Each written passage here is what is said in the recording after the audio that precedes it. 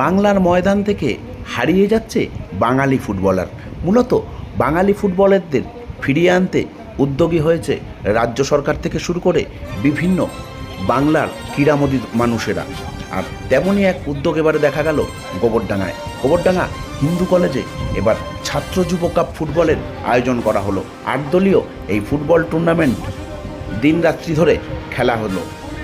আর এই টুর্নামেন্টের আনুষ্ঠানিকভাবে আজ উদ্বোধন করেন গোবরডাঙ্গা পৌরসভার পৌরপ্রধান শঙ্কর দত্ত। তৃণমূল ছাত্র পরিষদের উত্তর 24 পরগনা জেলা সভাপতি তৃণাঙ্কুর ভট্টাচার্য, উপস্থিত ছিলেন সঙ্গীত শিল্পী কেশব দে এবং গোবরডাঙ্গা হিন্দু কলেজের প্রিন্সিপাল হরেকৃষ্ণ মণ্ডল। সকলে মিলে একযোগে বেলুন উড়িয়ে এই প্রতিযোগিতার উদ্বোধন করা হয়। উপস্থিত ছিলেন বিখ্যাত নামী ফুটবলাররাও।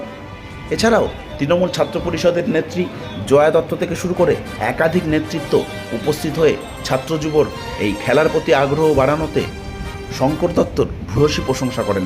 গোবরডাঙ্গার পৌরপ্রধান জানান, প্রিন্সিপাল হরেকৃষ্ণ মণ্ডলের সাহায্য সহযোগিতা ছাড়া কিছুতেই ছাত্র সংসদ এত সুন্দর একটি ফুটবল টুর্নামেন্টের উদ্বোধন করতেই পারত না।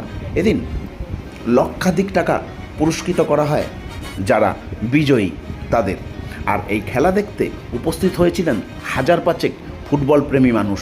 সকলের মুখেই একই কথা, বাংলার ফুটবলের সুদিন ফিরে আসুক, গোবরডাঙ্গা আবার আলোকিত হোক ফুটবলের ছন্দে। শুনুন এ প্রসঙ্গে কী বলছেন পৌরপ্রধান শঙ্কর দত্ত। নতুন বাড়ি তৈরির কথা ভাবছেন? তাহলে আজই টাটা টিসকন রডের জন্য যোগাযোগ করুন অশোকনগর কল্যাণগড় মোড়ের বিডি এন্টারপ্রাইজ। একমাত্র অথরাইজড ডিলার বিডি এন্টারপ্রাইজে যোগাযোগ করুন। Phone number 8336831913। এটা তো বাংলার মুখ্যমন্ত্রী মমতা বন্দ্যোপাধ্যায় বাংলার খেলাধুলার মানকে উন্নত করবার জন্য প্রতিনিয়ত বার্তা দিচ্ছেন। কলেজ, স্কুল, ক্লাব, সংগঠনকে সহায়তা দিচ্ছেন।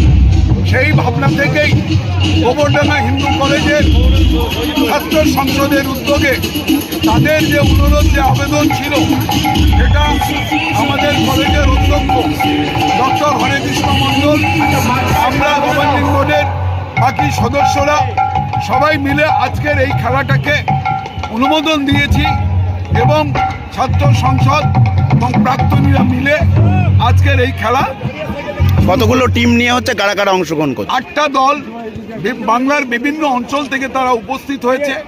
আমাদের ভালো লাগার একজন শিক্ষাব্রতী তৃণাঙ্কুর ভট্টাচার্য আজকে এখানে উপস্থিত আছেন।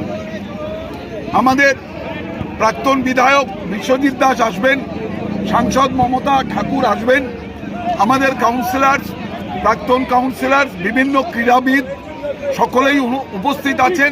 সারা রাত ধরে চলবে। গভর্নিং বডির অন্যান্য সদস্যবৃন্দ, অধ্যাপক চিন্ময় বিশ্বাস, অধ্যাপক কৃষ্ণকান্ত ঢালি এবং শিক্ষাপ্রতি অনুতোষ নাগ সবাই উপস্থিত আছেন।